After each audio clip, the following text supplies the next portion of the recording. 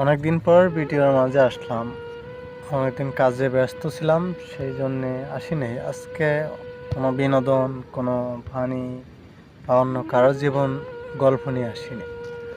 আজকে বাস্তব আমার নিজের জীবনের তুলে ধরা কিছু গল্প। আমি যখন এই প্রবাসে আসি তখন কারোর সাথে আমার তেমন আন্ডারস্ট্যান্ডিং ছিল না, কারোর সাথে পরিচয় ছিল না। তখন একাকিত্ব বোধ হইতো, দেশের কথা মনে হইতো, আত্মীয় স্বজনের কথা মনে হইতো, বন্ধু বান্ধবের কথা মনে হইতো, দেশে কাটানোর সময়গুলোর কথা মনে হইতো।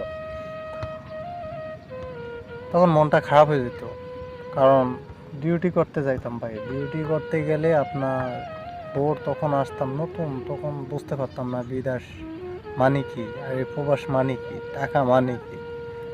দেশে ছিলাম, বাবার হোটেলে খাইছি, ঘুরছি ফিরছি, আনন্দ করছি, কোনো কষ্টটা কি এই জিনিসটা বুঝতাম না।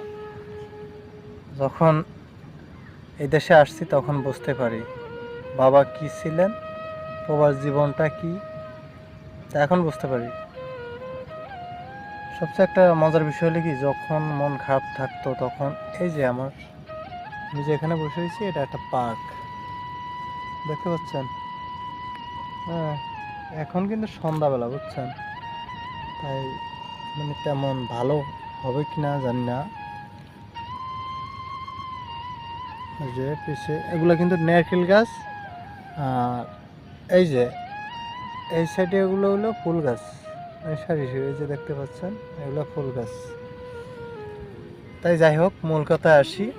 তাই এখানে আসতাম, মানে আইসা সবসময় বসে থাকতাম, মানে সময় কাটতো না, খারাপ লাগতো।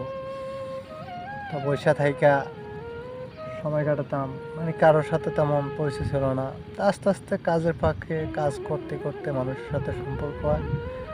তখন থেকে আর এই পার্কেও আসা বন্ধ হয়ে যায় আমার দিনে দিনে।